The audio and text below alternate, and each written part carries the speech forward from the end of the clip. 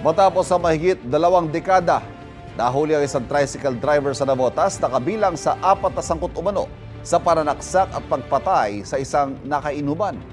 May unang balita si Bea Pinlac. Hindi na natuloy sa pamamasada ang 47 anyos na tricycle driver na to nang arestuhin siya sa bisa ng arrest warrant sa barangay NBBS Kaunlaran, Navotas. Siya ang isa sa 4 na itinuturong nanaksak at nakapatay sa nakaaway nila sa inuman mahigit 2 dekada na ang nakalilipas. Yung pong victim natin is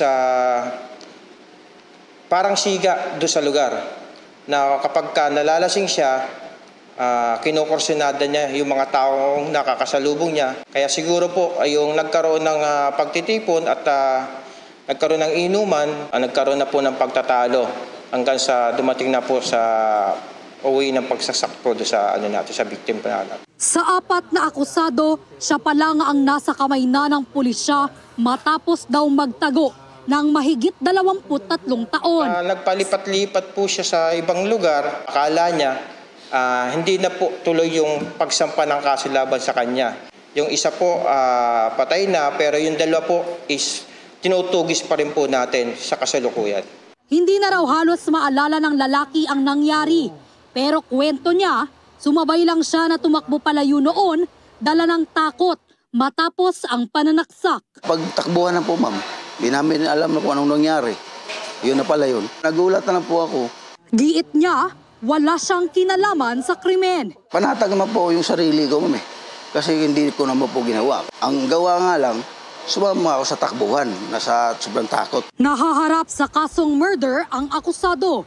Ito ang unang balita. Bea Pinlac para sa GMA Integrated News.